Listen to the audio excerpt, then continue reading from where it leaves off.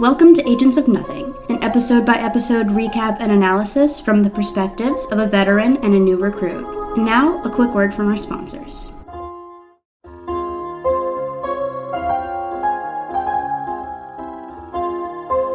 Good morning, Agents of Nothing, and welcome to our Agents of S.H.I.E.L.D. podcast. We are your commanding officers. I'm Mariah. And I'm Caroline. And today we're going to be talking about Season 1, Episode 17, Turn, Turn, Turn. It's the big one. What a juicy episode.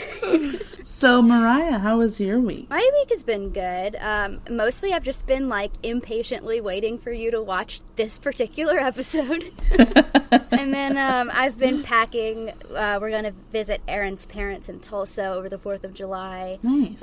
And I have been breaking out so badly, and I've been so desperate to clear my skin up before we leave that I've just been, covering my face every night in those hydrocolloid pimple patches.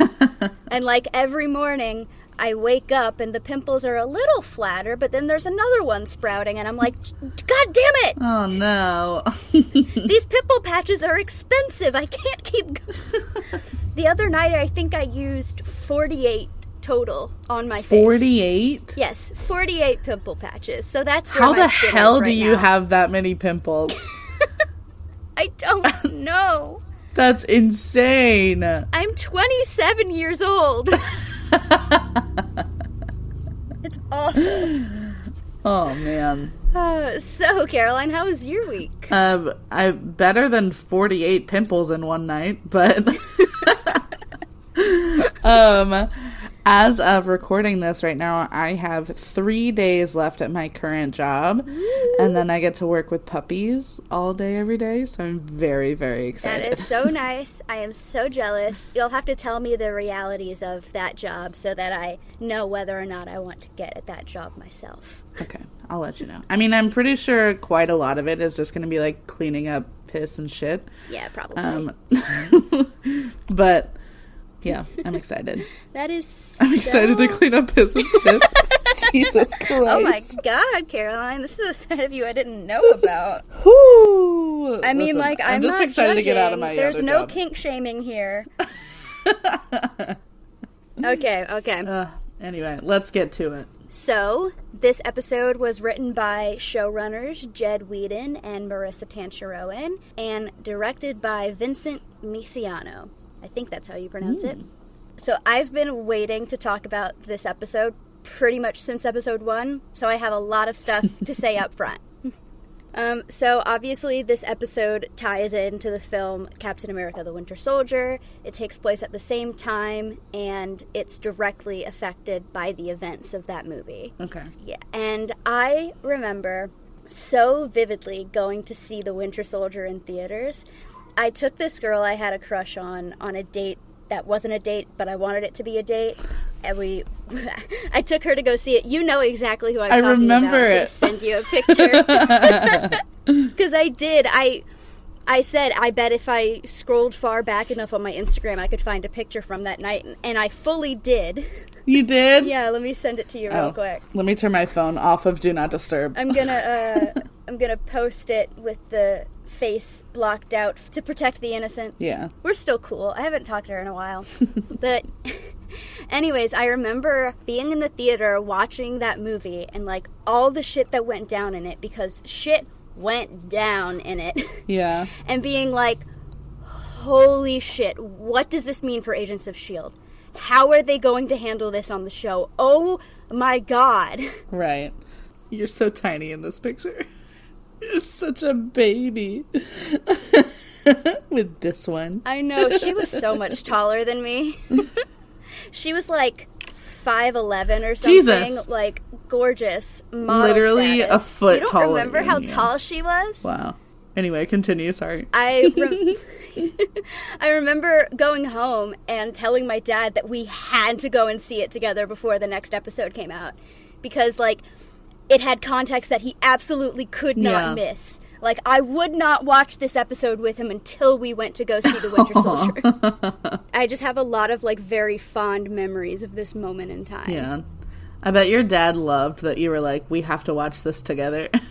Yeah, he was very supportive of my interests. Yeah. He humored me a lot. He watched all the Harry Potter movies with me. And he wasn't into that, but he was very into Doctor Who and very into Agents of S.H.I.E.L.D. Those I don't think he was faking. Yeah. That's so cool. So, beginning with I love Juliet meowing in the back. I know, I'm so sorry. She's just screaming. She's like, I will be heard! It's usually Chip. Juliet needs her moment to shine.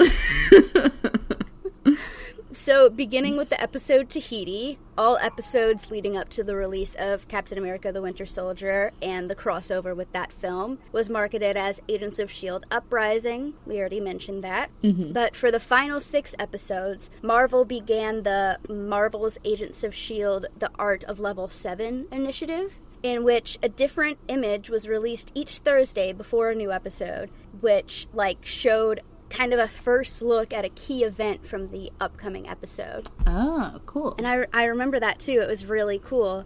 So the poster for Turn, Turn, Turn was created by Mike Del Mundo, and it depicts a maze. It's the S.H.I.E.L.D. logo, but it's a maze. Mm-hmm. And it has, the agents running around and a rat inside. Oh. So it was kind of hinting at S.H.I.E.L.D.'s corruption and a possible traitor. Ah. And so the artist, Mike Del Mundo, said that the idea for the poster was to tell the story of mistrust, confusion, and S.H.I.E.L.D. being compromised without giving away too much. And so including the rat helped to tell that part of the story without spoiling the episode's events. Cool. I think that's a perfect depiction of it. Did you look at the, I posted I the saw image. It. Okay. I saw it. Yeah, it's really, really cool. I'll try to post that as well if I remember. If I don't, tweet at me. Don't be afraid to yell at me. Oh, I shouldn't have given you permission. I shouldn't have given the listeners permission to yell at her. Don't yell at her! Tell me nicely if I forget to post something, okay? Yeah. I'll yell at y'all if you yell at her. Be nice to me. Alright, with all of that said, who are the characters that we meet, if any? So there are no new, named characters, just a bunch of dicks, so... Yeah, pretty much. Let's get into this. All right, let's go. Whew, okay. So, we open on a plane jetting through the sky. Agent Garrett is reading a book in the cockpit and has his feet propped up on the dash, sipping coffee like he's on a late night show. He is the type. Yep. I loved the use of Don't Fear the Reaper in this scene. Yes. I love a good needle drop over, an intense scene, and it almost makes the scene comedic, because it's the contrast. Yeah. Also, when I went to make sure that I had the name right for this song, I saw that the album that it's from is called Agents of Fortune, which makes me wonder if that song was a purposeful choice. That's cool. How deep did the Easter eggs go? Yeah. Oh, my God. It's funny. I'm so sorry. This song always reminds me of Supernatural. So I loved that choice. Okay. But then 2 fighter jets pull up behind Garrett's plane, and when he tries to call for backup, his headset stops working. And then the jets both shoot missiles at him, which track his movements as he tries to flip and turn out of their way. Garrett manages to maneuver his plane so that the missiles crash into each other, but as the jets fly away, he sees that they have S.H.I.E.L.D. logos on them. Oh, shit! Oh, fuck. So back on the plane, Coulson and Skye still have May at gunpoint. Coulson makes May kick over her weapon to him and asks again where the plane is being rerouted to. May swears that she doesn't know, and Fitz scoffs from behind the glass. He's like, "The plane just turned around, for God's sakes. What do you mean you don't know?" May explains that HQ can override any of S.H.I.E.L.D.'s automated planes and take the people on them wherever HQ decides. She starts to say that she can find out where they're going if she can just go check the control panel, but Fitz is like, "No!" Coulson backs him up. Tensions continue to rise as Coulson asks May why she had an encrypted hardline. And Fitz says, "Yeah, and why did you try to shoot me when I found out?" Which, we still don't know why.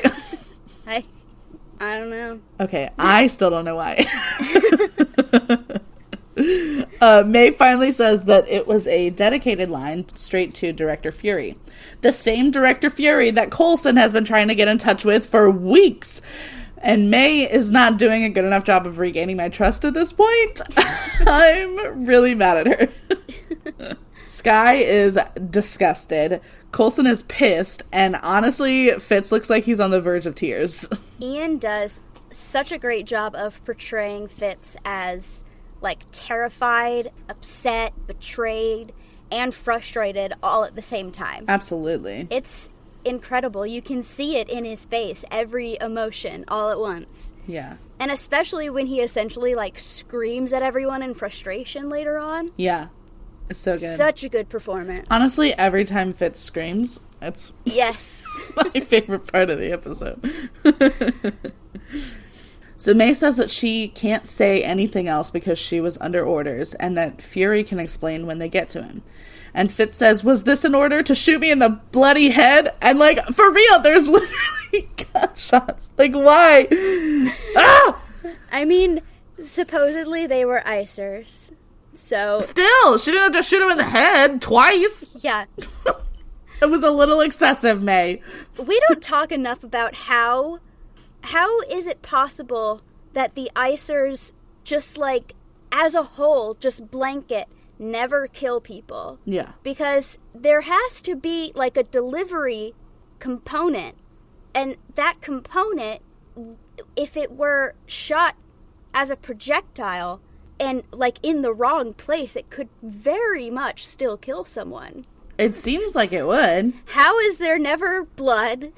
How is there never anyone who, like, accidentally gets shot in an artery by an icer and dies on accident? Like you're telling me if they shot somebody in the eye, that person wouldn't go blind? Like, does it, like, automatically turn into liquid as soon as it hits you? I don't know.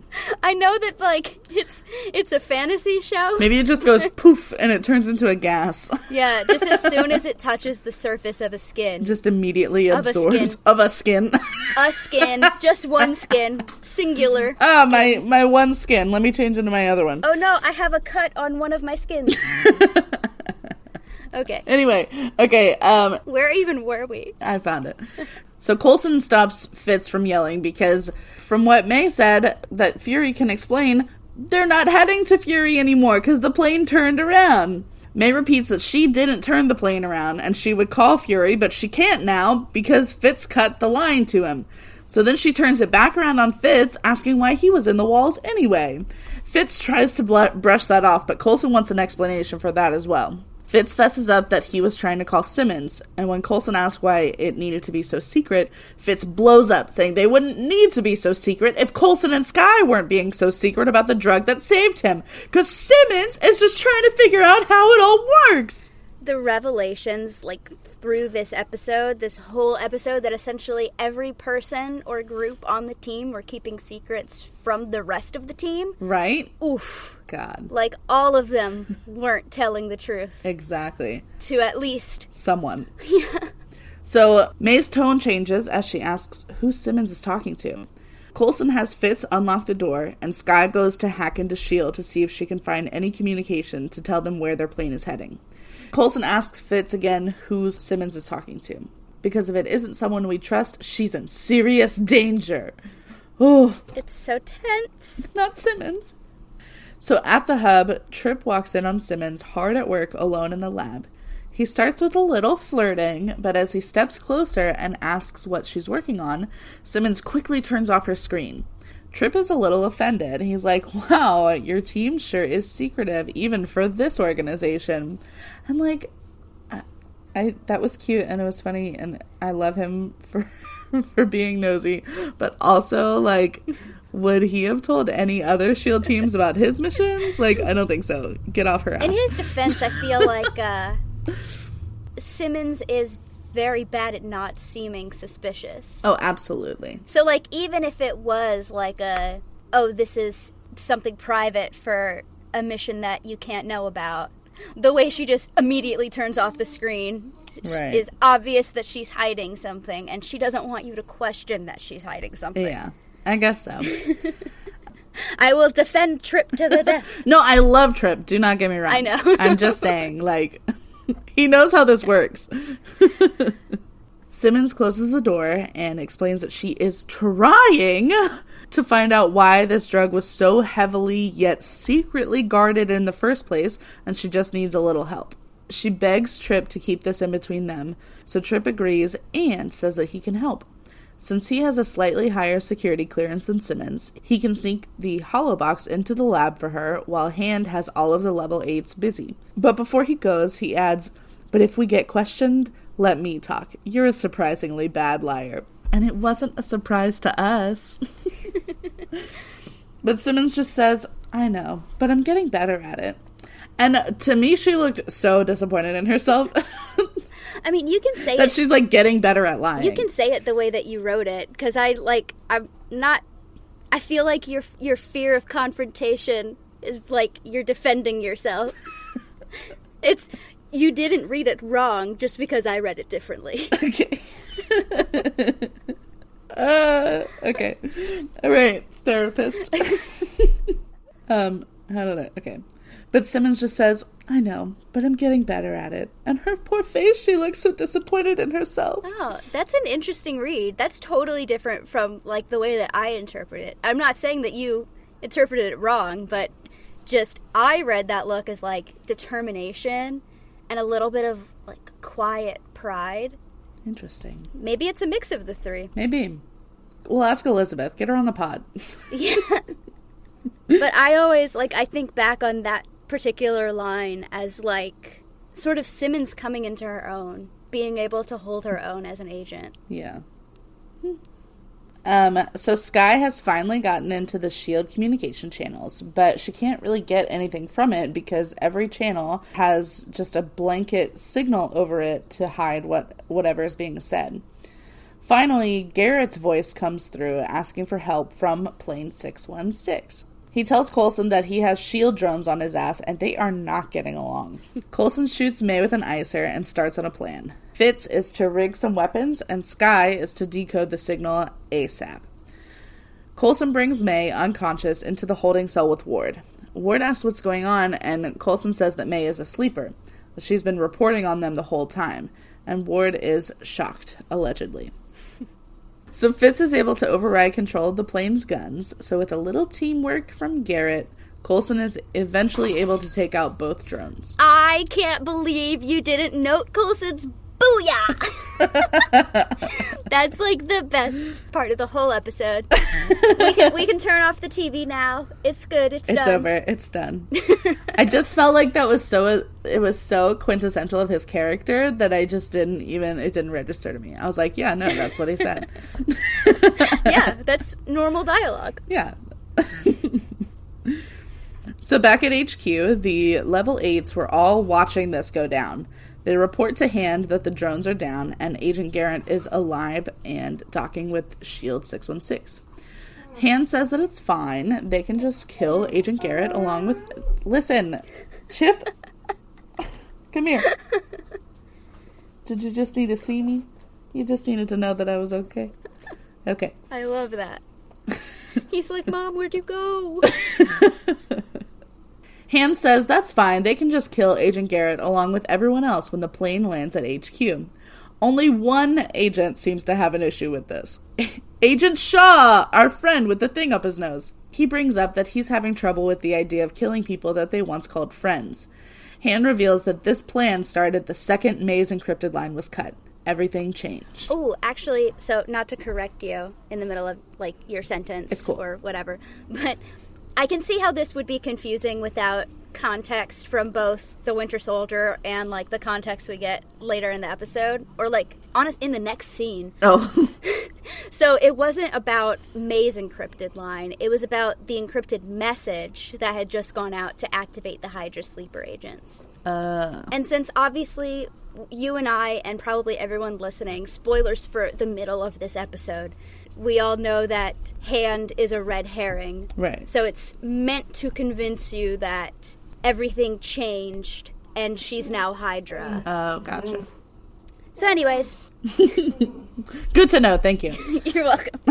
But anyway, so now all of these agents have to prove their loyalty to Hand for some reason. Listen, can you stop it? Does he want to be under there with you? No, he was under here and he got out. Actually, let me give him some peanut butter real quick. Okay. Sorry. You want some peanut butter, buddy? Where's your comb?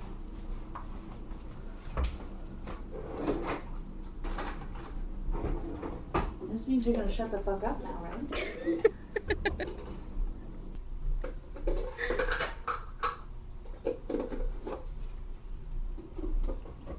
Okay, shut up, please. Thank you. Okay, I'm back. Sorry. Okay. Where was I? But now all these agents have to prove their loyalty to Hand for some reason. So much for loyalty, though, because she says, if you waver, you die. That's not really loyalty, Victoria. That's just fear. So Garrett docks and boards Coulson's plane. Skye is like a minute away from cracking the shield codes as she and Coulson fill Garrett in on their theory that the clairvoyant is actually a shield agent. Coulson guesses that Hand might be the clairvoyant. Garrett doesn't want to believe it because he's worked missions with Hand before, and why would she spend so long hiding only to come clean now? But just then, Skye decodes the message and it says, out of the darkness into the light, Hydra.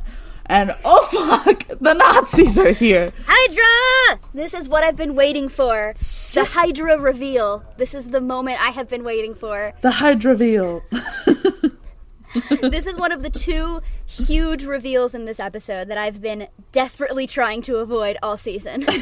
You did so good. I did not see it coming. Did not see it coming. Oh, Nazi. Oh, I love that it took a second to click. It did. Anyway, so Fitz asks this question so that the viewer doesn't have to. So Coulson can explain that Hydra was defeated after World War II, and S.H.I.E.L.D. was founded in the wake of that victory. But now Hydra is back and has clearly taken over a huge faction of S.H.I.E.L.D. Garrett suggested that they grab some parachutes and get the hell out of the plane before it gets to the hub. But Coulson doesn't even need to look at Fitz's horrified face before he says that they can't. Simmons is at the hub. And then Garrett remembers that Trip is there too. What kind of SO forgets that their agent is in danger? Right? I mean, we know what kind. We know exactly still. what kind. A piece of shit. So after the team decodes the Hydra signal, Coulson quotes the Hydra oath that's used in the MCU, cut off one head and two more shall take its place. Ooh. And then Agent Garrett is like confused and he's like, wasn't it a limb? That's actually a reference to the comics where Hydra's oath is, and this is a long one. Hail Hydra, immortal Hydra, we shall never be destroyed. Cut off a limb and two more shall take its place. We serve none but the Master, as the world shall soon serve us. Hail Hydra. Ew. It's kind of a lengthy oath. A little It's not bit. really like as snappy as, you know. I like the callback to the comics though. That was cool. That was a cool way for them to do it. There's kind of a few of those, I think, in here. Yeah. I say yeah like I know. You'll have to point them out. All right. I'm sure you will. Make no mistake, I will. So Garrett says that they need to let their specialist out of his cage because they're going to need every weapon they can get. Oh, fuck. I just realized why. Did you also realize what Garrett was able to talk Ward into? Hang on. You wouldn't believe the things I was able to talk this son of a gun into. Oh, shit! No! Oh, man. I love it clicking. Yeah, no, I totally forgot about that one. I love it clicking. Oh, shit. Man, do you think that every time Garrett said something like that, he was just like, LOL, nobody knows what I'm really talking about? It has to be. And I feel like the look Ward gives him after where you said that can only mean that they fucked. It was probably more of a, what the shit, dude? Like, right. Keep covert. Hello?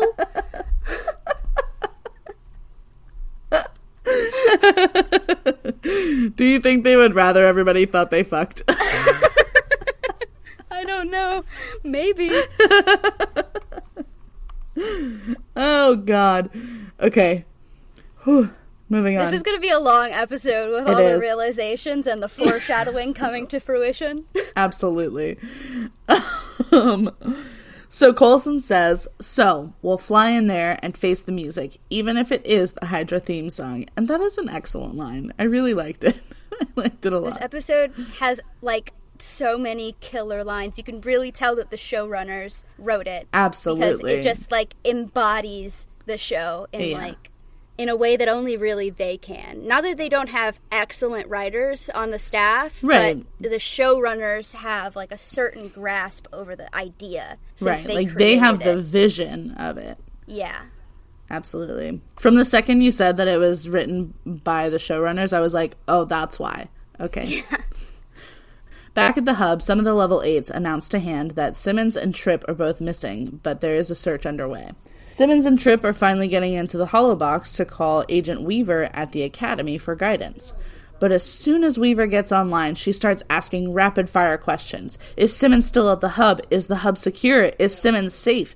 The Academy is under siege. We don't know how long Hydra's been infiltrating S.H.I.E.L.D., but they are taking control. Simmons is completely shocked, and Weaver tells her that she cannot trust anyone. Literally anyone around her could be Hydra, and fuck, Tripp is literally standing right next to her.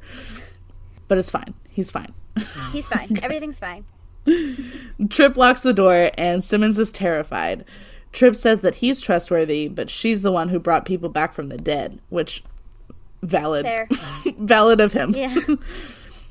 He holds a knife up to her, but then hands it to her and says, if you try to kill me with this, I'll know I can't trust you. And, like, the confidence. The love I have for Tripp. My God. He's amazing. Does he... never mind, I'm not going to ask anymore. I don't feel like it's a spoiler. He's in season 2. Okay. Like, you'll see more of him. I don't think it's a spoiler to say that. I like him a lot. He's great. Back on the plane, May is starting to wake up. Ward is sitting over her and says that Coulson told him she's an informant, and for some reason, he deserves to know that. Okay. May's like, would you stop it? She says they just do their jobs and that's all, and Ward should know that. And at this point, I literally just, like, was feeling in my bones that Ward was a Nazi. I'm not exaggerating. Like, I literally wrote that down. She did. I can testify. Like, I'm looking at it right now. He literally was talking all this game about May being an informant, and then he's literally working for Hydra the whole time. And his face when he says, you're good. You were playing us the whole time. Like, it was basically like he was going to start an evil laugh. Like, but not better than me. Since obviously you know now, and this won't be a spoiler, this scene pisses me the fuck off. Yes. Because Ward is a fucking hypocrite.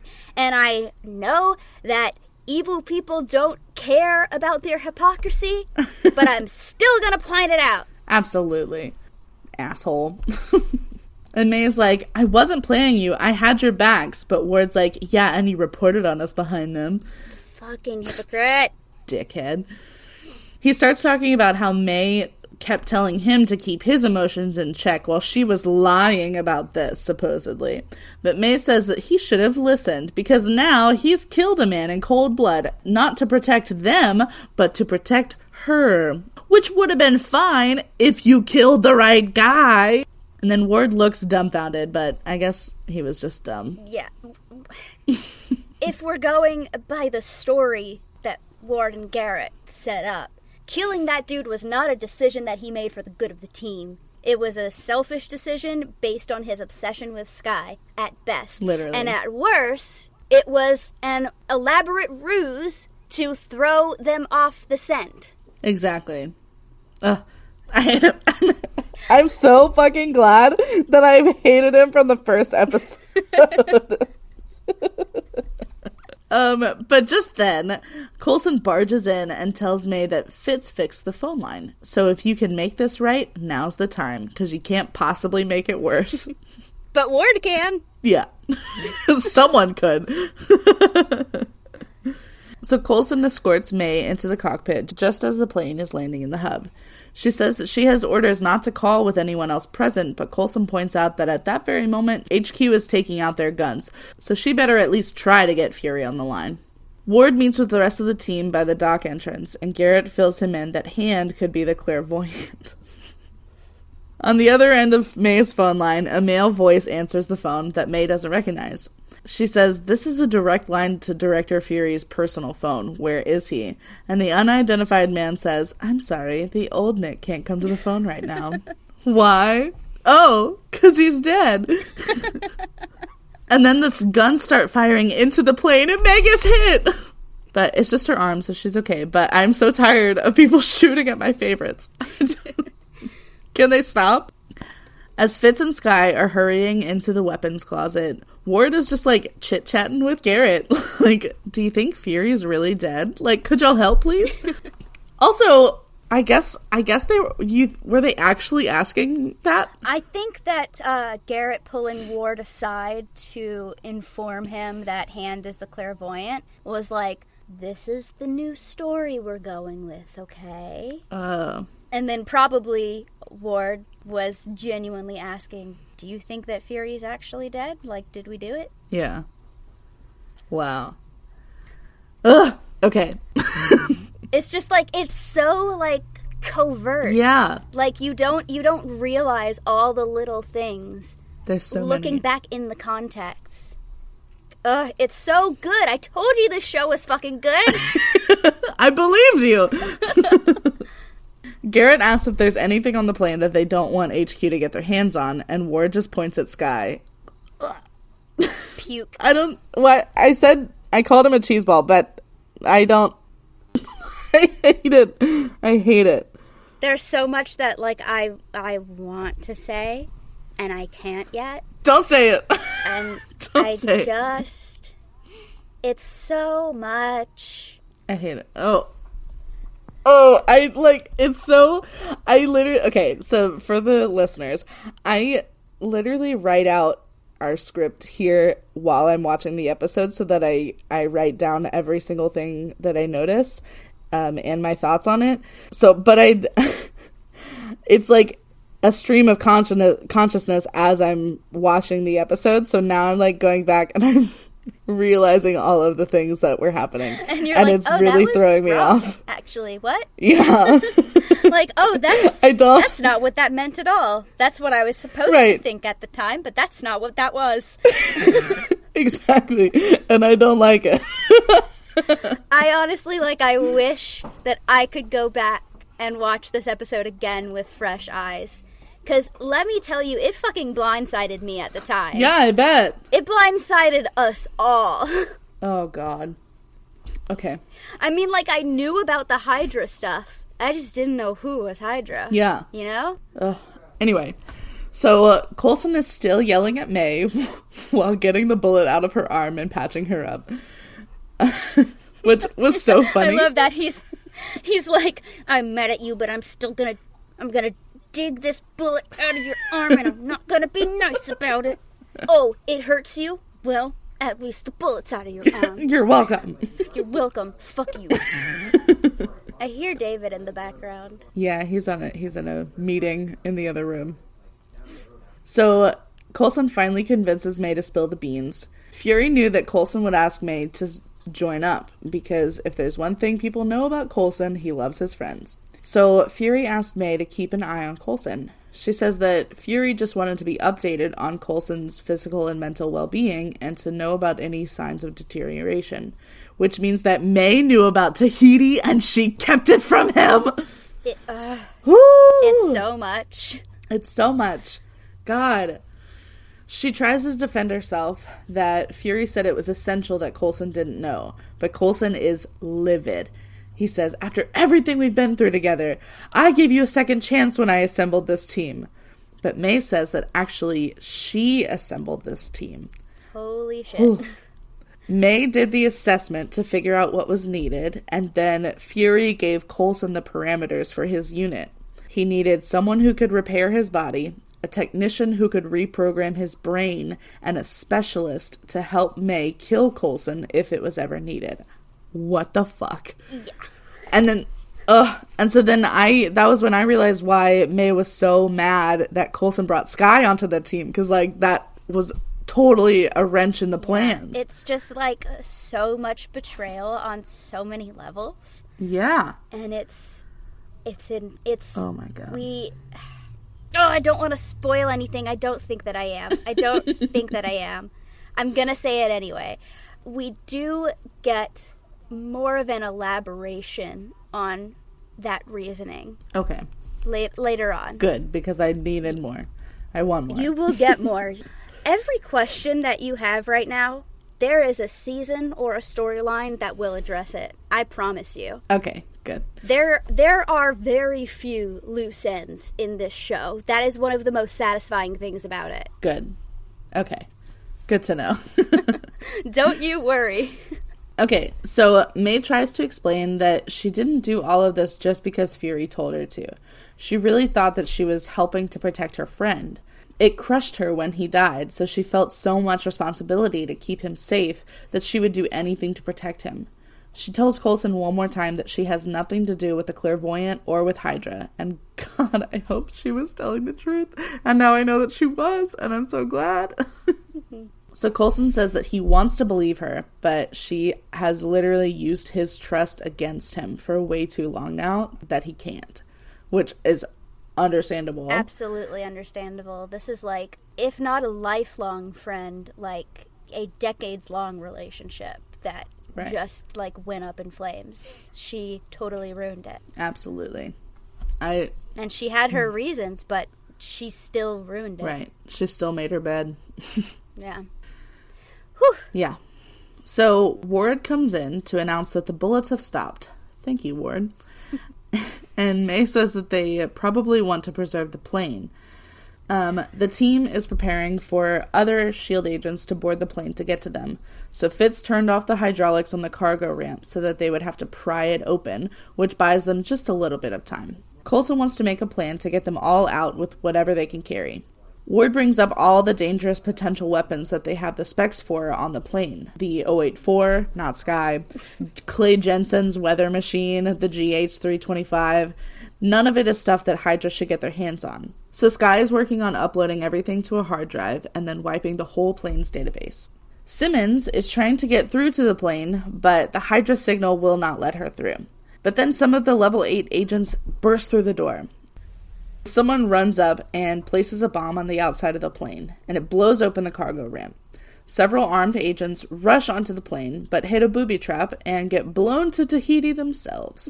A second wave of armed agents come in and spread to every part of the plane. However, our little team has made it out through a hole in the floor. Fitz calls it a mouse hole. It apparently can cut through anything. He designed it a year prior for testing, but it never made it to distribution, apparently. So, the mouse hole device, though not by that name, was used by several characters in The Winter Soldier. And I love that Fitz created it. Like, I know that whether or not the show itself is canon is a controversial topic, and I won't get into it, but I love that, at least at that moment in time, it was canon that Leo Fitz created the weapon, or the device that they used in Winter Soldier. Yeah, that's so cool. Isn't it? Go Fitz. Go Fitz. He's incredible. He is. Only gets better. I love him. Okay. Skye hands the hard drive over to Ward. Terrible choice. And she says, "This is safer in your hands." Even worse.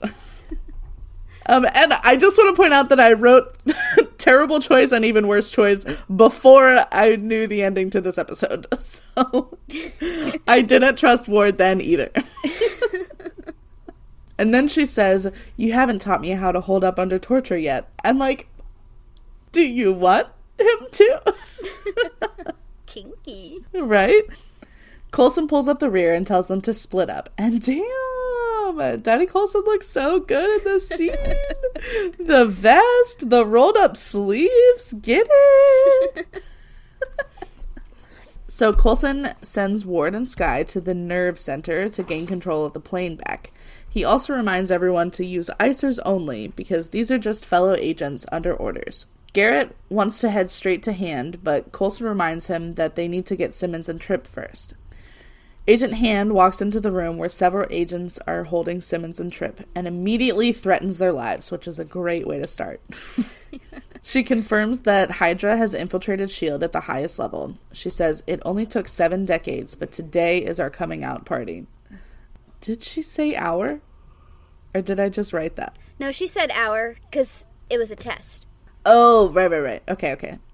I just confused myself. So Hand offers the two of them the choice to either join Hydra forever or die immediately, which is really not much of a choice or much to give their loyalty to, but okay.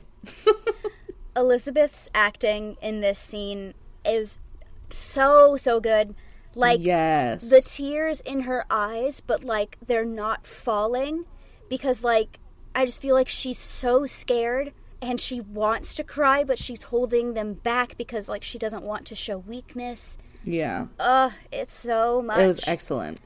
So Tripp manages to capture one of the men pointing a gun at them and says that if they die, one of Hydra's will die too. So Hand pauses for a moment and then says, "That was the correct answer." And then everyone just stands down and they go into strategy mode immediately.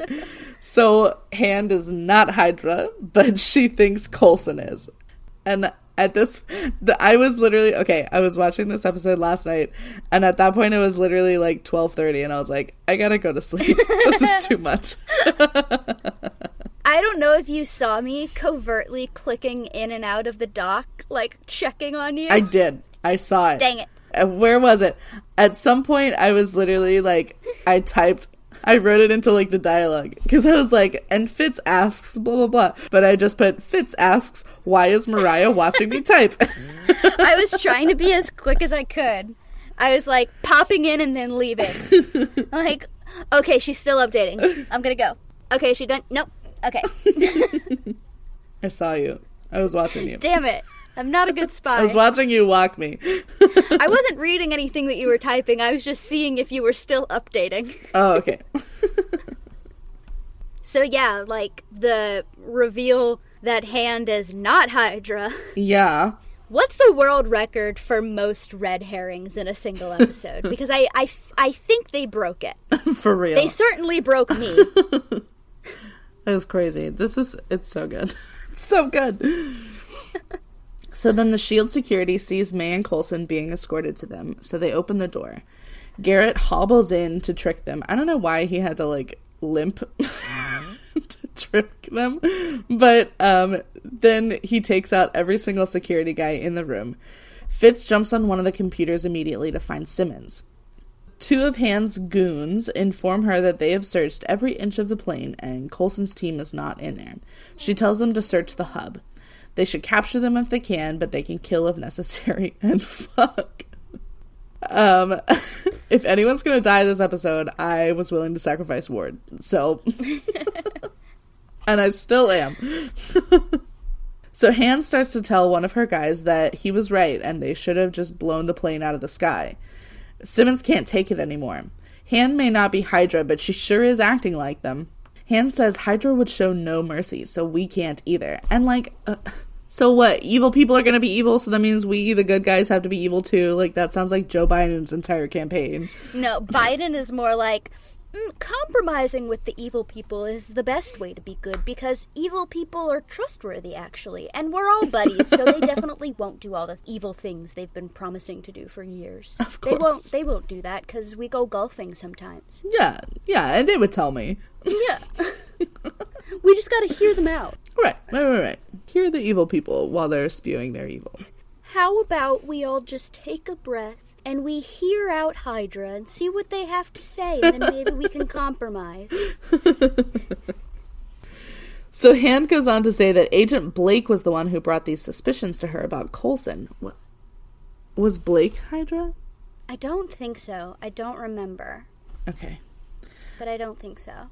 Anyway, so Blake brought Hand the suspicions about Coulson, and then Coulson sent Blake on a mission that nearly killed him. But I feel like if Coulson was really Hydra, then Blake would have actually died on that mission. So Han brings up all the times that Coulson disobeyed orders and callbacks to him breaking rules in previous episodes. All of which could be explained if Han would just watch the show. I mean, damn. But when Simmons tries to defend Coulson, Han just says, the lies add up. Are you saying he's never kept a secret from you? Oof! Simmons, that's a different secret, and he already explained his thinking to you. It's fine. When she lists it all like that, I can definitely see how it looks really bad, though. Yeah. It's definitely not a good look for Coulson. Absolutely. It is not an unfair conclusion to jump to. Definitely. So Ward and Skye hop down out of an air vent into a Ward and Skye hop down out of an air vent into a custodial closet, one hallway down from the nerve center where they're headed. But that hallway is covered with agents talking about how they can shoot to kill. Ward tells Skye to give him her icer. He's going to clear the way for her alone. And Skye's like, there's like 100 guys out there. And Ward goes, there's 12. Skye says, but it's suicide. And Ward, like, flips his hair and he's like, not if I don't die. Ward. Please. But then Ward continues, even if I do, maybe I deserve it. I killed an innocent man. The fake, like, sympathy. It's so bad. It's so bad. It's so gross. I have so much to say, but I will save it for, like, the official reveal. Okay.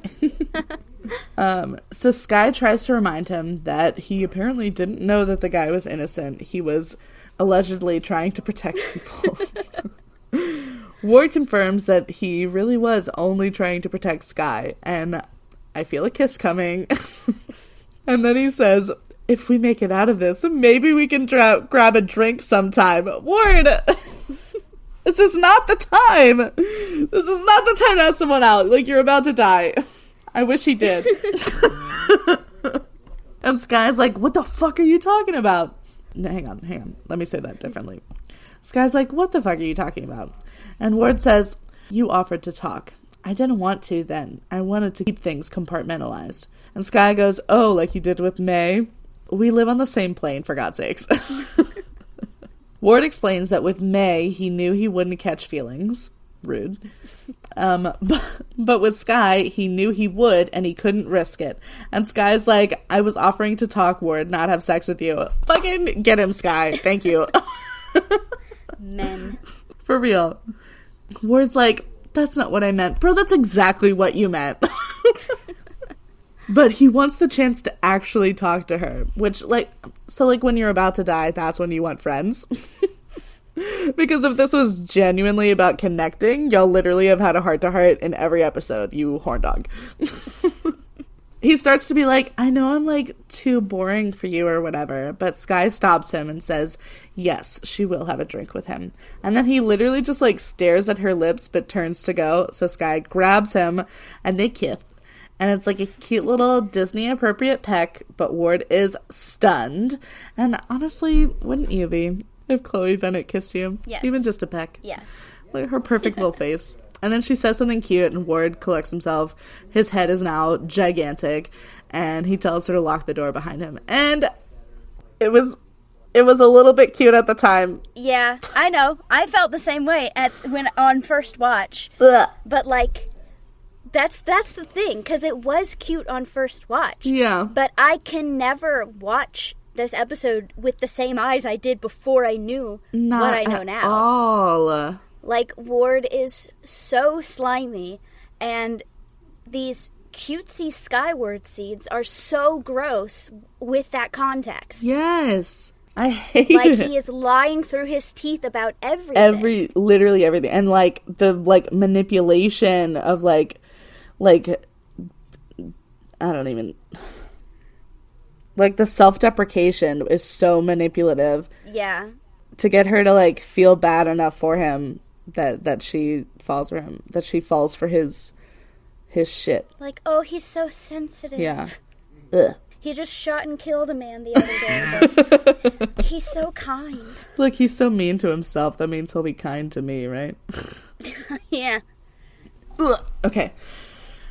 So Ward goes out and single-handedly takes on all 12 guys. And this is the only time that his fighting actually looked kind of cool. Honestly. That's the power of Sky's lips. I don't even want to say what I wrote now. I'll read the stuff that you are too disgusted to read that you wrote. Without the context of what she found out. She wrote, could you imagine what would happen when they do more than just a single peck? He would be unstoppable.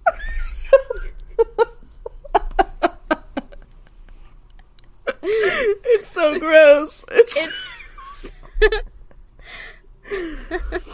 Oh my god. Okay. This is a really fun process for me. I'm sure. I have been waiting. Okay. So he almost gets taken down, but he sees, I assume, Tripp's pocket knife from earlier on the ground, and somehow being kicked by 5 guys at once repeatedly doesn't bother him anymore. Oh my god, wait. I think I might have just realized something. What if Ward's terrible fighting was because he was going easy because he was working with them? Fuck. Oh my god. After fuck. 7 fucking years, I just realized. Damn. So, like, in this scene, like, knowing what we know, and knowing that these are S.H.I.E.L.D. agents, and he knows that these are S.H.I.E.L.D. agents, he's, like, you can see it in his face, he's going for it. Yeah. Like, the fucking smirk when he goes to grab the knife. Yeah. And then everything goes quiet. Holy shit. For real. Oh my god. Holy shit. Oh my god. We're having realizations. It's all happening, folks. Just constant. Anyway, okay. As you said, it goes quiet. Sky is listening behind the closet door, and she almost screams when Ward bursts back into the room. And, like, didn't he tell her to lock that? So she says something clever, and then he's like, let's get down to business and hack this system. And so she opens her backpack and shows him all of her explosives, and she's like, who said anything about hacking?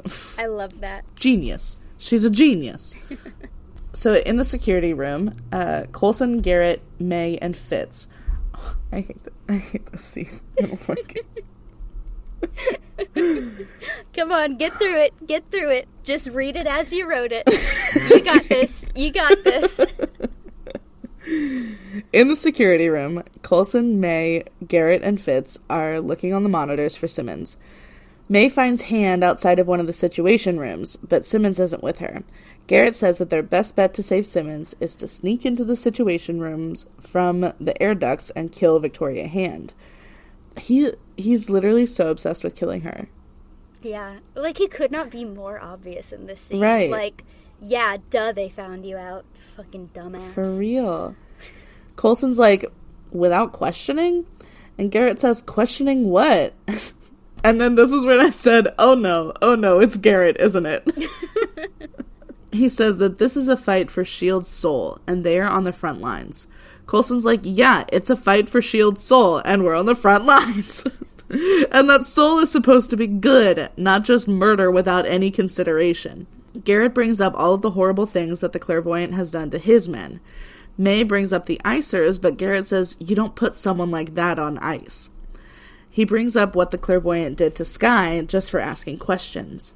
What they did to Mike Peterson and to Coulson himself when they tortured him in, quote, the same device that they probably used on that bitch in the flower dress. And then realization floods Coulson's face. As Garrett continues and Fitz tries to assure them that Simmons will be fine, Coulson quietly says, I never mentioned that. Fuck! Coulson remembers that Garrett showed up right after Sky was shot, when Quinn said he would lead the clairvoyant right to the cure. And if Garrett is the clairvoyant, that's exactly what he did. Fuck. Garrett starts trying to gaslight Coulson, but he just stops mid-sentence and is like, damn it. I am so relieved that I can finally talk about this. At least somewhat. Because, I mean, there's still, like, 6 more episodes left in the season. So obviously, we're going to get more. Yeah. But, like, I can at least talk about just the basics. Right. Hydra and Ward is Hydra. Yes. Oh, God. And that he just gave it up so easily. He just was... Yeah, he was like, okay, this isn't working. Fuck. Right. All right. I guess we're done. Guess we're done with that. Hydra's revealed anyways, so might as well. All right. So then the doors burst open and shield guards filled the room. Coulson tries to tell them to arrest Agent Garrett. He's a traitor and a murderer. But Garrett says, "Gentlemen, I know Agent Sitwell was in charge of filling your ranks, so at least a few of you should know what to do." And for a second I thought that was a dig at Sitwell's competence, but then a few of the soldiers in the back shoot and kill their fellow soldiers. And then Garrett says, "Hail Hydra," and the remaining guards repeat it back. God fucking damn it. This episode is so good. For real. And yeah, Caroline texted me earlier in the day, like, freaking out, as I knew she would. And in the previous episode, when I shushed Aaron, I don't know if that part is going to make it into the cut, but when I shushed Aaron, I thought that he was going to say something along the lines of, "Didn't Sitwell turn out to be Hydra?" That's why I shushed Aaron, and that's why Garrett says that Sitwell filled the ranks. Yeah. Because he didn't recruit SHIELD agents, he recruited Hydra agents, Hydra sleeper agents. Whew. Fucking asshole. Does he die? Is he dead? Is Sitwell dead? I don't remember. I hope he is. So, composer extraordinaire and friend of the podcast, Bear McCreary. Come on the pod! Yes, no, for real. Yes, no, for real. This is like kind of a long, like, I had to split this into parts to talk about the different scenes that this sort of goes along with. So it's a long fun fact. Cool. So composer Bear McCreary had to make sense of several character themes that he created through the first season. The Centipede theme, also known as the Clairvoyant theme, it was introduced in the pilot episode to represent Centipede and its mysterious leader, right? Ah. With the introduction of John Garrett in Tahiti, McCreary wrote a Garrett theme, representing his cocky, confident, and militaristic energy. And so, when this episode reveals that Garrett is actually the clairvoyant, McCreary, quote, "had a bit of a thematic mess on my hands. The clairvoyant theme and the Garrett theme are completely musically dissimilar, and are now representing the same person. Complicating matters, up to this point in the episode, every mention of Hydra was being accompanied by quotations of the Big Shield theme, because Victoria Hand was the target of Coulson's suspicions. Mm-hmm. From the moment Garrett admits that he is loyal to Hydra, I had to make sense of these themes and redefine the musical rules going forward." Wow. And so he decided to essentially retire the Big Shield theme, which sort of makes sense, given that Hydra sort of took it down. He made the Centipede/Clairvoyant theme serve as the theme for Hydra. And so Garrett's theme continues to represent that character in scenes only about him. Mm-hmm. And McCreary said that Bill Paxton's performance after being revealed as the clairvoyant is even more fun and energetic. So his theme still fits him perfectly. It just shows a different side of his personality. Yeah. Wow. That must have been so difficult trying to, like, rework all of that. Yeah, he's like, what the fuck? What the fuck? A heads up would have been nice, guys! Right. Wow. Good for him. Fucking go Bear. He nailed it. He nailed it. So Coulson asks if the men in Garrett's unit also just asked the wrong questions. Garrett says that the plan so far has been just to keep the secret. So if they got suspicious, he had to take them out. And wow, that's so evil. Yeah. Oh my god. It's... Jesus. So Fitz asks if he's gonna kill them. Garrett says that wasn't the plan. Quote, "If it was, I could have done it any time I wanted." Okay, asshole. But Garrett says that he and Coulson go way back, all the way back to learning to be an agent under Fury together. So he wants to recruit Coulson. And Philip, son of Cole, would never join the Nazis. Are you joking? Absolutely not. He's too good. And I really hope that I don't regret saying that. Coulson says that Fury would bury him for this, and Garrett agrees, but Fury will just have to roll over in his grave. Garrett says that Fury must have uncovered the secret, and that the, quote, top brass must have taken him out, which is why they have come out of the shadows. Lots of assumptions here, Garrett. That is essentially what happens in The Winter Soldier. He is supposedly taken out by the Winter Soldier. And so, yeah, that's... his assumptions were correct. Coulson asks if Garrett really believes in their crap about spreading death and destruction. And Garrett says that he just jumped on the bandwagon because he wants to be on the winning team, no matter who that team is. Which is fucked. So in this scene, Agent Garrett says that he isn't a true believer in Hydra. Stan Lee often referred to Marvel fans as true believers, so that's probably a reference. That's cute. Excelsior! So then Garrett says that Coulson should jump ship too. Coulson's like, I would literally rather die than serve Hydra, you sick son of a bitch. And that's the best line. You sick son of a bitch.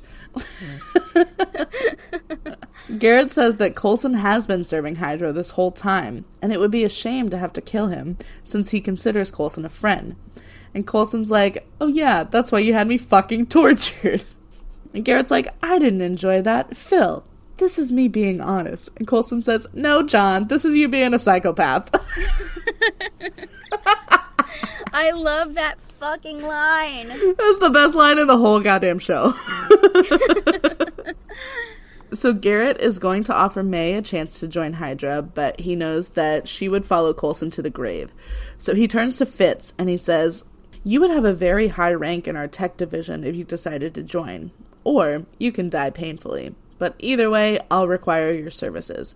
Fitz is strong, though. With tears streaming down his face, he says, you're gonna suffer for what you've done, and I plan on being a big part of that. I'm so proud of him. Again, I can't rave enough about Ian's performance in this episode. Yes! And I love that what you pointed out about Elizabeth Henstridge's performance, because she was, like, very clearly had tears in her eyes, but they were not falling. But Fitz, he was letting them go. Like, they were just free. I just love that. I love that kind of juxtaposition of them both being in that same emotional state, but one of them is desperately trying to hold on, you know, and one of them is like fully letting go. That does super fit with their individual characters. Yeah. Do you hear that? No. It's the fucking, like, booming sound systems of the people in Thibodeau. Oh. Anyway, okay. So Garrett claps Fitz on the back and then tells his men to have at them. But just as they're about to shoot, a thunderous explosion turns off all the lights. Again, do these people not know that they can shoot in the dark? Like, don't get me wrong, I'm very grateful that they can't, apparently. But, like, they were already aimed this whole time. Maybe we're supposed to believe that their weapons are somehow tied to the power. I don't know. I feel like that's even weirder. So Ward and Skye are hiding around a corner, covering their ears.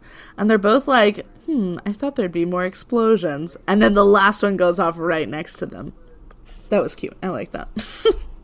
Well, in the moment, I liked it. Back in the security room, Coulson has taken off May's cuffs in the chaos. Coulson and May start taking everyone down while Fitz hides under a table. He's so sweet. Sweet baby.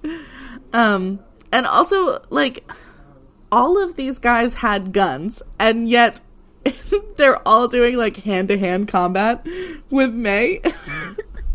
Again, I am very grateful, but what? I don't know. My best justification for it is, like, weren't they, like, automatic weapons? Maybe it's hard to use those in a close range fight. Maybe. I don't know. I don't know. Anyway, it's always nice to see May fight, though, because she's so fucking good. She is. She takes on all of the guards while Coulson goes after Garrett. One of the guns that no one is using slides across the floor next to Fitz. Then, just as the last guard is holding May at gunpoint, Fitz shoots him 3 times, and then he drops the gun, horrified. Holy shit. Holy shit. Holy shit. I think that, like, Fitz felt the enormity of, like, what he was about to do and what he had to do. Like, this kid's never killed anyone. Right. Like,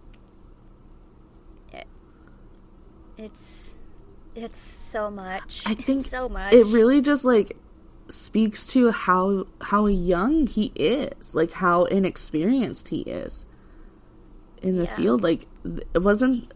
This plane was, like, his first... yeah, it was their very first field assignment ever. And that he just has been through so much. They were fresh out of the academy. Right. When Coulson recruited them.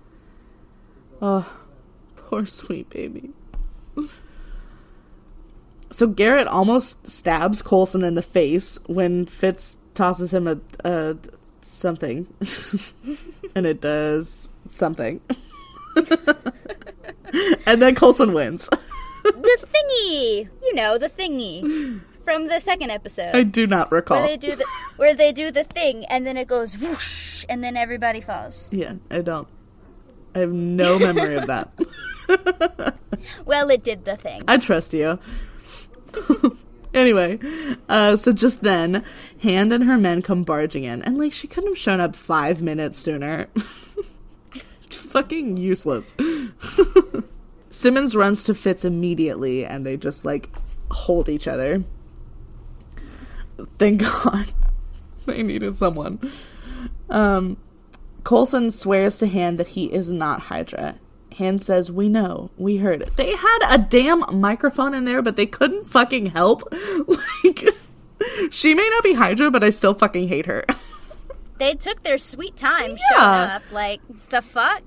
Like, you literally had a microphone in the room. You were listening to it happening, and you still showed up, like, 30 seconds after they finished. Ridiculous. Yeah, they're like, we're gonna let them handle that on their own. Right. So Coulson asks how deep Hydra goes into S.H.I.E.L.D., and Hand can't answer, so it's obviously pretty deep. And then, in slow motion, Coulson's team watches as Garrett and his Hydra cronies get arrested and escorted through the halls. As Garrett passes, someone is holding Trip back as he screams what looks like, "You rotten hell, I trusted you!"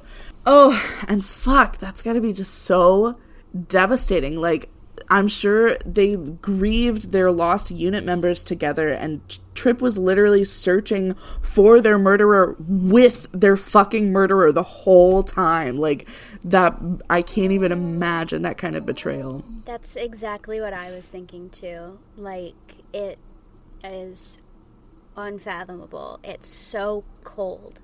Just pure evil. And then Garrett fucking smirks at him as he passes, too. Like, he is lucky they were holding Trip back. Yeah. God. They shouldn't have held him back. They really shouldn't have. They should have just let him. Jesus. So Trip looks over and he makes eye contact with Ward, who, along with Skye, is confused as hell. Coulson pulls Ward away and looks like he tells him, since that was Ward's first SO, and Ward doesn't want to believe it. Allegedly. So this is a continuation of the same composition fun fact. So I'm so sorry. It was so funny how every time you, like, tried to talk, he started whining. Chip, what? So Bear McCreary introduced a brand new melody for this scene. Quote, "A simple piece for guitar and rhythm section," while Garrett is being led away. And he said, again, quote, "I'm not sure we're going to hear this melody again, so I haven't even bothered to give it a name, but it works so well in this singular moment." It was perfect. Honestly. Yeah. He's such a talented composer. He's so good. God. everything he does is just so spot on. Absolutely. It's incredible. Bear, come on the pod. Caroline will ask you all the music questions, and I'll be like, yes. Yeah, that was really cool. I like that. So in the Situation Room, Hand tells Coulson that Captain America did something with something, but nobody knows where he is. Do you know what they were talking about? Because I did not. So as this conversation is happening, footage of an Insight helicarrier crashing into the Triskelion is shown on, like, the big screen in the Situation Room. Oh. And that's essentially what happened in Captain America the Winter Soldier. Hydra, masquerading as S.H.I.E.L.D., is planning to start a project called Insight, where they will send satellites up into the air, and essentially on this database and this algorithm of, like, every person on the planet, they will see who is statistically likely to perform acts of terrorism and kill them before it happens. Whoa. So obviously, Captain America is not fucking happy about that, and it's like, this is not what S.H.I.E.L.D. should stand for. This is not what my Peggy would have wanted. Yeah. Well, she's still alive at that point. This is not what Peggy would have wanted. So, you know, he looks into it, and obviously there's the whole Bucky, Winter Soldier thing, and then he takes down the helicarriers and fights Bucky, and the helicarrier, like, crashes into, I believe it's the DC S.H.I.E.L.D. Okay. fortress. So the Triskelion is down, like, the helicarrier fully crashed into it. So yeah, that's, like, direct footage of what happened to the Winter Soldier. Exactly. Yeah. Oh my god, he's being so loud this episode. Anyway. So Hand says that they know that Hydra has taken over the East African S.H.I.E.L.D. HQ and the treehouse. So she is going to the fridge to lock up Garrett and then planning to stay there to keep it secure. Ward comes in and says that he wants to go see Garrett get put behind bars. He trusted Garrett for years, so Ward allegedly wants to see him suffer. And this was the point where I was like, oh my god, I was right. I was right. Man, this was the point where I was hoping you would be, like, second-guessing yourself. Like, oh no. Man, I guess maybe because I was like, why the fuck would he want to go see him? Like, doesn't he want to, like, protect Skye more? Like, for him to say, I want to separate from the rest of my group that I trust to go just watch this guy get put behind bars, I was immediately suspicious. Interesting. I think, if I remember correctly, I believed him. The anger and conviction on his face is fairly convincing. Maybe. Everybody else fell for it. Not me. Anyway, so Han says that she doesn't mind him coming along, so Coulson stays at the hub to salvage whatever he can, and then they have matching walkie-talkies. It's so cute. Han says that they should only communicate using those, since they are likely the highest-ranking S.H.I.E.L.D. agents alive who aren't Hydra. So they shake hands, and Han says to keep in touch. Coulson says, I guess you can call me Phil, and Han's like, that's nice. You can call me Agent Hand. So then Coulson watches as Hand and Ward leave with Garrett and Hand's guards. So then what's left of the bus kids start making plans to repair their bus. May is surprised and relieved that Coulson still wants her on the plane with them. And Coulson says simply, you're not a friend, but I do believe you're an ally, and we need all the allies we can get. Oof. And so the only plan for what's next is to survive. Whew. God, like, that was a heavy scene. I know that, like, she, I don't know if deserves it is the right word, but, like, the betrayal and the, like, to say to someone who used to be, like, your closest friend and confidant in the world that, like, you are not my friend, but you are useful. and so I will Yeah. keep you around. Like, that is so, like, heavy. I don't know. Absolutely. Yikes. Yikes, indeed. So, then on Han's plane, things are quiet. The look on your face right now. I wish you guys could see it. Han begins to taunt Garrett, saying that the fridge is too good for him, and maybe they should put him further underground, like 6 feet under. She asks Ward if he'd want to shoot the correct clairvoyant this time. So Ward silently stands up and loads his gun, and then he shoots both the guards next to Garrett, and then Han herself, and I fucking knew he was a villain. I knew it. He's been so suspicious the whole goddamn time. I knew it. I was so vindicated. I have been trying so hard from day one to not spoil this You did specifically. You had me defending Ward just to throw you off track. That was so hard for me to do. You have no idea. That man sickens me to my core. I don't think I have ever hated a character as much as I hate Ward. Well, I'm so glad that I hated him anyway, for, like, very innocuous reasons. Oh, man. And Brett Dalton did so good. So good. God. Like, he's so slimy. oh, it's so, oh my God. Like, I have He so can be much so to slimy. say. I'm sure he's very nice in real life. Yeah, he seems like a very sweet man. Brett, come on the show. Come on the pod. Let us hate you. No, like, I do have so much to say about Ward that, like, I can't yet. And it's just, it's such an interesting twist. And it is so, again, satisfying. Like, that's really the only word I can use to accurately represent this show. It is really good, and it is satisfying. Good. So, Jed Whedon explained that from the start, the writers knew that the Hydra twist would need to have, like, a personal price to it, either with a death or someone turning. Supervising producer Brent Fletcher felt that it would have been disingenuous if a member of Coulson's team didn't turn out to be Hydra. And he added that there was a greater impact revealing it in this episode as opposed to, like, in the finale, which I totally agree with. Yeah, definitely. You don't even know what's coming. I don't. How are you? But I felt like it was very good to reveal it in this episode. Because now you know. Because now I know.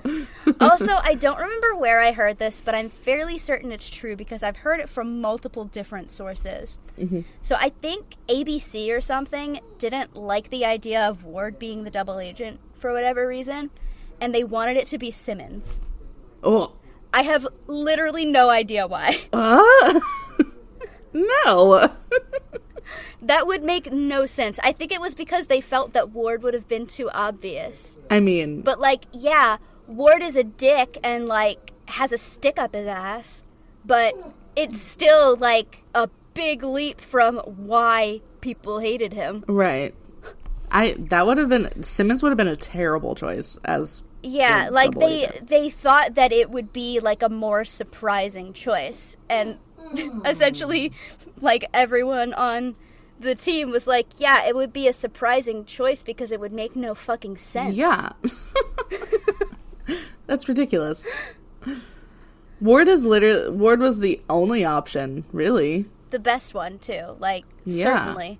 Anybody else it wouldn't have made any sense. No. And especially, like, the more details that you get. Yeah. Yeah. Just you wait. Oh, I can't wait. Okay. So then Ward even shoots into Han a couple extra times after she falls, just to prove how evil he is. Then Garrett smiles at him, and Ward just silently nods back. The completely blank look on Ward's face as he's doing it is so fucking chilling. Yes, exactly. No emotion whatsoever, not satisfaction, not glee, not anger. It just nothing. Completely neutral. Like, this is just what I do. This is just what I'm doing today. Yeah. Yeah, like, this is just another part of the plan. It's like as natural as breathing. Just, that's it. Yeah. Oh, God. It's insane. So for this scene, composer Bam McCreary won again. Obviously. He used only, quote, deep, horrifying synth tones because he and the producers didn't want to clutter the scenes with themes, melodies, or emotions. They just wanted to emphasize the pure shock and leave the audience feeling dazed at this unexpected turn. It fucking worked. Yeah, like, I remember watching this for the first time and being like I couldn't even have the reaction of like, oh my God, what the fuck? It was just like my jaw was on the floor, and me and my dad both, we were like, what just happened? What does that mean? What just, oh my God, does that mean, what? Oh my God. Oh, yeah. I have goosebumps, like, and it is sweltering hot in this closet.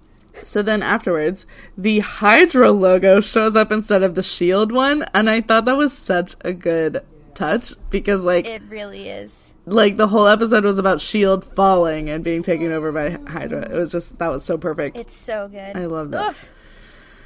Oh, so then after that... We get the post-content content. I can't take any more content today. But it's okay, it's just a small one. We just get a slow zoom on Ward's blood-spattered face as he's looking down.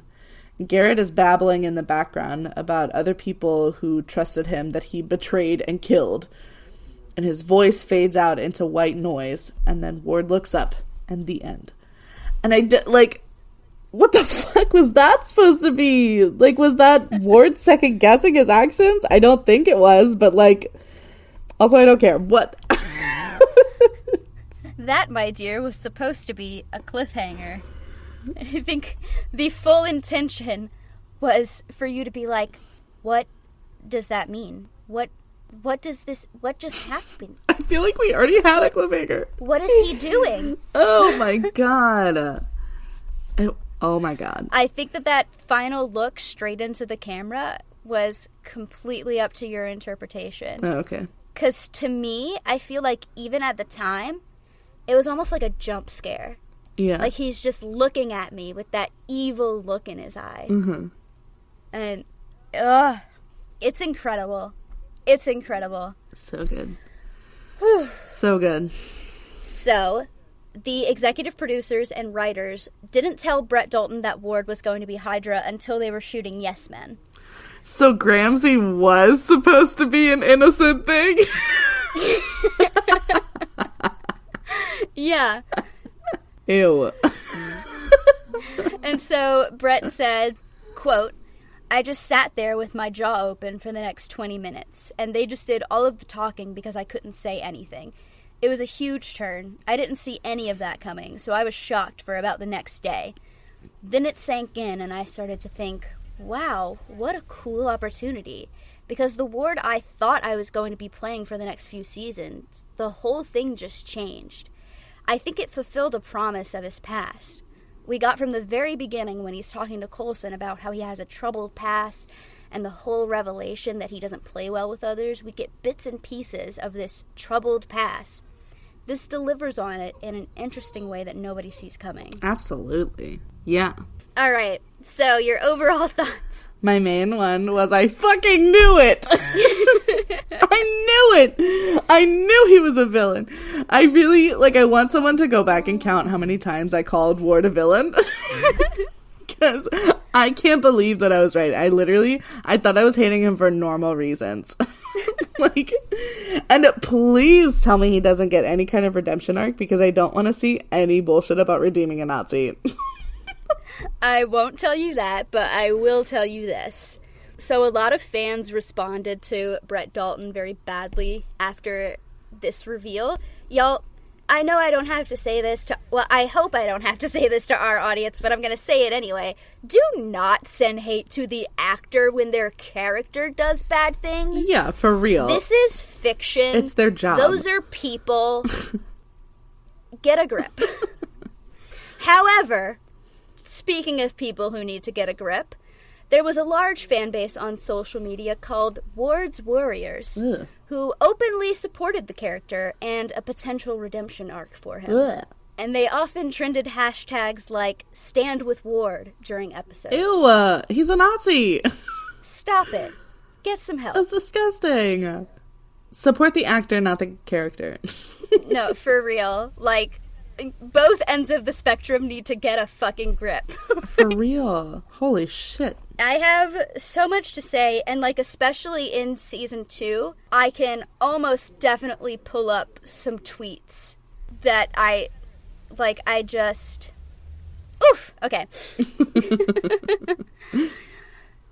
So the executive producer, Jeffrey Bell, said, quote, "If you look at a 22-episode season as a movie, we're in the third act of the movie. And from here on, it's just full-on action and urgency and momentum. And sometimes it takes a while to set everything up, but we think we're going to bring all those dominoes together really nicely for here through episode 22. Oh my god. I don't know if I can handle it. It's so good. Y'all, I feel like this has been said before. I'm going to say it again. TV was better when we had 22-episode seasons. Yeah, I agree. Okay, so that concludes our episode on Season 1, Episode 17, Turn, Turn, Turn. This was so fun. It was. How long have we been recording? Literally 2 hours. If you want to keep up with us, you can follow us on TikTok at Agents of Nothing Podcast, on Twitter at Agent Nothing Pod. You can go to anchor.fm/Agents of Nothing and send us a voice message with your thoughts. You can also donate to us on Anchor if you would like to. No pressure, but we would love that from you. You can also email us at agentsofnothingpodcast@gmail.com. And we absolutely are going to have a fan email episode between seasons 1 and 2. Yay! Do we have enough emails for that? You haven't told me about any of them. We do. We have like 5, I think. 5 total, oh my at God. least since the last time that I checked. So our personals, you can find me, Mariah, on Twitter at FullSwampWitch_, on TikTok at Submarine Warfare, and on Instagram at Submarine Warfare. And you can find me, Caroline, on Twitter at RustyPage95, on Instagram at _RustyPage, or on TikTok at CrazyGinger995. Next week, we will be covering Season 1, Episode 18, Providence. So stay tuned for that. I have already watched ahead because I couldn't help myself. I have not. Okay, bye! Bye, love you!